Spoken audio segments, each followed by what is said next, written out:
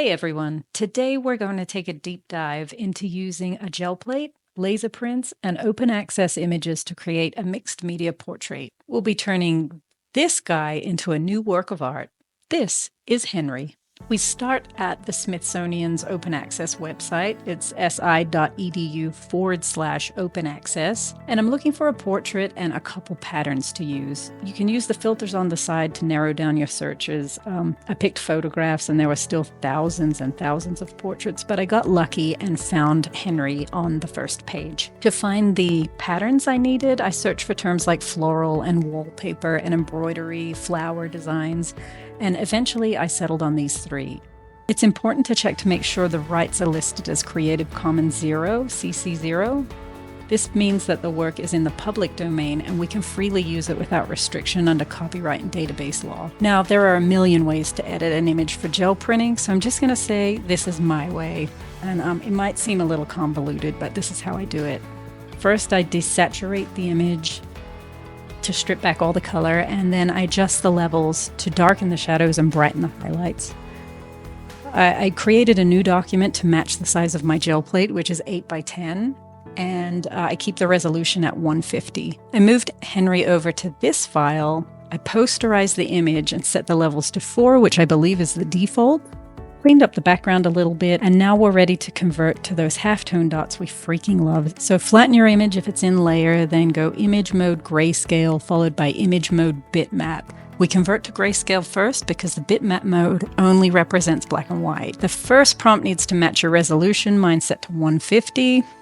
And on the second prompt, we can choose the size of our halftone dots. The default here is 32, and I actually really like this. If I lower that number to 10, the dots become much larger. And if I raise the number to 50, they get a lot smaller. So find your happy place and how you want it to look. Also test these images before we move forward to make sure that this is translating well to your gel plate print. The background is slightly trickier because I wanted the pattern to be smaller. This was just my personal preference. I adjusted the levels, desaturated, and once again adjusted the levels. Went back to the 8 by 10 file. I duplicated the layer and joined them back together. This one actually lined up pretty good, and then I just used a layer mask to get that blendy line. Henry will cover most of this seam, so I'm not all that concerned, and I also want it to look a little bit distressed and old and grungy, like old decaying wallpaper, sort of. And lastly, I'm going to mess with the levels. Once again, I need to ensure that a lot of toner gets on the paper. So the darker, the better. The other two files were already black and white, so I only adjusted the levels and then printed them out. I printed off two files. One is the halftone Henry. I just faded off the bottom so as not to waste my toner. The second is a printout of him before I converted him. So we're going to call him Vanilla Henry. Now, using Vanilla Henry's current fashion sensibility, I'm going to simplify him down to basic shapes and change up the color a little bit. And while you watch me do this, I'll tell you what I did next because I failed to record it. I taped Vanilla Henry to the window and using scrap paper traced out each section slightly larger than the outline. I then cut these pieces out as they will work as our stencils or patterns. I can put them on top of the laser print and then cut out each shape. And I fixed that shoulder. I got a little carried away. I went ahead and numbered Vanilla Henry and the cutouts so I could easily put these pieces back together. I'm going to build the outfit on top of Halftone Henry. The bottom layer is his shirt, so to add some pinstriping, I'm just pressing really hard on my pen. When I lay this on the gel plate, these heavy pen trenchers won't make contact with the plate, so the stripes will stay behind along with the image that was resisted by the toner. To assemble his tie, it gets a little bit tricky because his tie sits on top of his vest but under the collar, so I'm just applying a little bit of glue to the center so I can keep my edges free for now.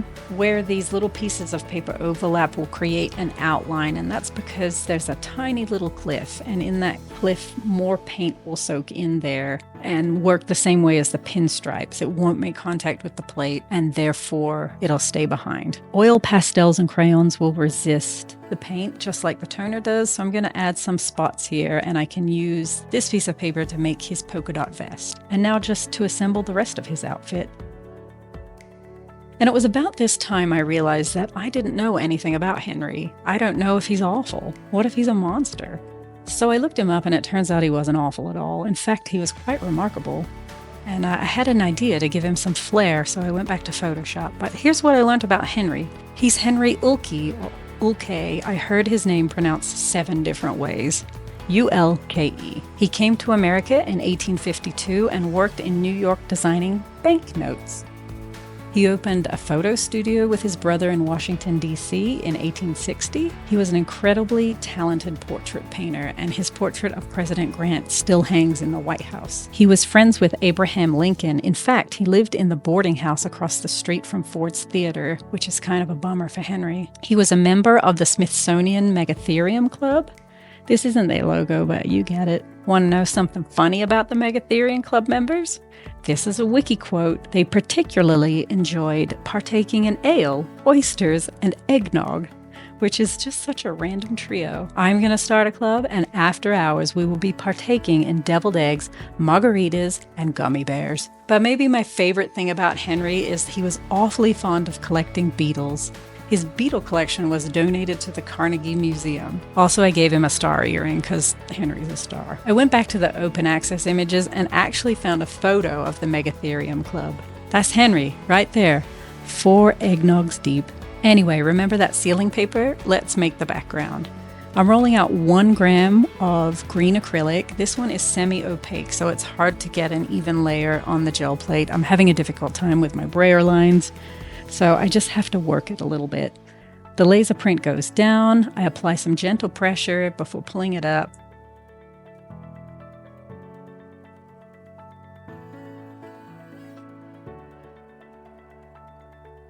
Lovely. I left that to dry for about 10 minutes before adding a lesser green, also semi-transparent and super misbehavey. But the goal is this grungy background, so all is fine. I'll just eat a gummy bear and be cool. I laid down some Strathmore acrylic paper and left this to dry under a heavy book for about 45 minutes before pulling it back up.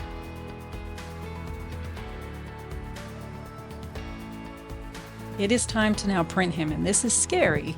I've done a lot of work, and if any of these steps go wrong, it's over. These things don't print very well the second time. It's covered in paint. So to help ensure success, I'm weighing my paint. I blob on 2 grams and then just take small amounts off until it rolls back to 1 gram. So I guess basically I'm on the high end of 1 gram. And this is Liquitex Mars Black Paint. Back to the gel plate, and I'm going to put this in real time so you can see how quickly this goes by.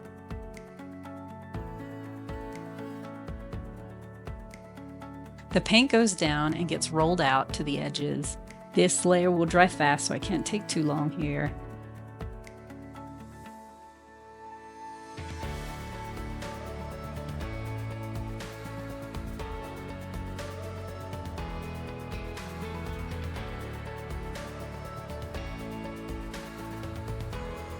Henry will go face down with some gentle pressure and quickly pull him back up. That's a pretty good transfer. I let this layer dry completely. I actually left it overnight because deviled eggs. I didn't record this part, I don't know why, but I covered Henry in a light coat of matte gel medium and let that dry. With the matte gel medium, it will prevent the paint from beading up. It basically just makes it easier to paint. When it comes to reverse painting, I like to pick a color and then make a lighter and a darker variation. I personally don't want a block of solid color. Instead, I want to paint intuitively and add a little bit more expression. Remember to paint front to back. So lapel pins are on top of the lapels, which is on top of the jacket. So they need to be painted in that order. As I go, I'm thinking about where to add suggestions of shadows and highlights.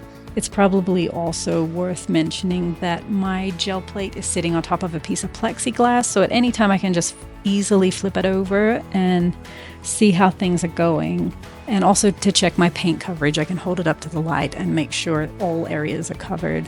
I also let each section dry before moving on to the next. I take my time here because this is my favorite part.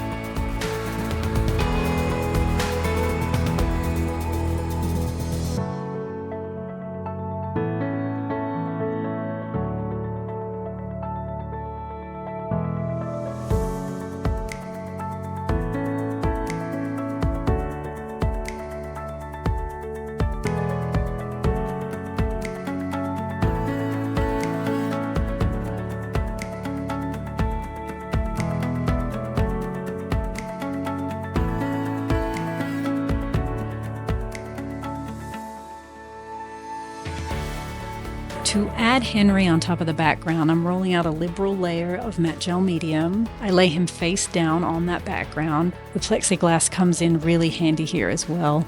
I added a heavy book and left it overnight. So remember, there's a lot of paint on the gel plate, and there's already a paint layer on top of my paper. And I need that matte gel medium to touch both sides of that. So that's why we use the heavy book, to smush the gel medium out so it touches everything. If there's any areas where the gel medium didn't touch, it'll stay behind on the gel plate and tear your image. But I also need that gel medium that's sandwiched between two paint layers to dry completely. It's acting as the bond between the background and the Henry. And there you have it. Like, subscribe, hit the bell if you enjoyed this content, and you go and you be a Henry.